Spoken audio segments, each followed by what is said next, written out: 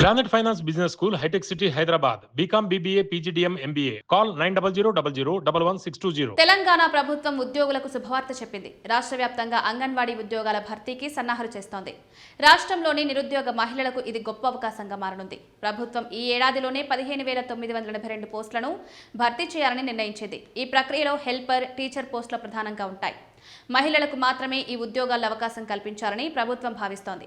అంగన్వాడీ కేంద్రాలు బాలల సంక్షేమం, పోషణ, ప్రాథమిక విద్యాభ్యాసానికి కీలకమైనవి. ఈ కేంద్రాల్లో సిబ్బంది కొరత కారణంగా సేవలు సకాలంలో అందకపోవడం జరుగుతోంది.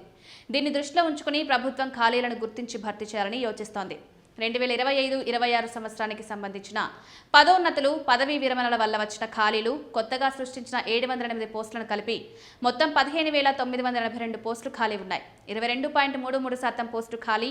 హెల్పర్ పోస్టులు 12,882 ఉండగా టీచర్ పోస్టులు 3,100 ఉన్నాయి. రాష్ట్ర వ్యాప్తంగా 35,781 అంగన్వాడీ కేంద్రాలు పనిచేస్తున్నాయి. ఇక్కడ సుమారు 71,562 మంది సిబ్బంది పనిచేస్తున్నారు. గత 3 ఏళ్లలో పదవీ విరమణ, ప్రమోషన్లు, ఇతర శాఖలకు బదిలీలు వంటి కారణాలతో సుమారు 22.33% పోస్టులు ఖాళీ అయ్యాయి. ఈ సమస్యను పరిష్కరించడం ద్వారా బాలల సంక్షేమ కార్యక్రమాలు మరింత సమర్థవంతంగా నడపొచ్చని అధికారులు ఆశిస్తున్నారు.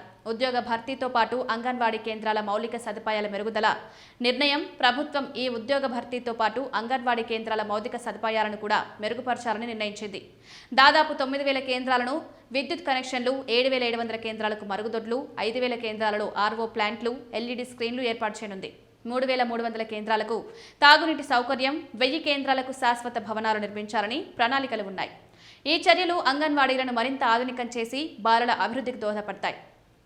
శిశు సంక్షేమ శాఖ త్వరలోనే విద్యార్హతలు, నియామక విధానం, వేతనాలు వంటి వివరాలను స్పష్టం చేయనుంది. ముందుగా కొత్త నియామక విధానాన్ని ఆమోదం పొంది ఆ తర్వాత జిల్లా స్థాయిలో నోటిఫికేషన్ విడుదల చేయనుంది. కలెక్టర్ల ఆధ్వర్యంలో ప్రక్రియ సాఫీగా జరగాలని లక్ష్యంగా పెట్టుకున్నారు. ఈ ఉద్యోగాలు మహిళల ఆర్థిక స్వాతంత్రానికి, కుటుంబ సంక్షేమానికి ఉపయోగపడతాయి. ఈ నిర్ణయం తెలంగాణలోని గ్రామీణ, పట్టణ ప్రాంతాల్లో మహిళల సాధికారతను పెంపొందిస్తుందని భావిస్తున్నారు.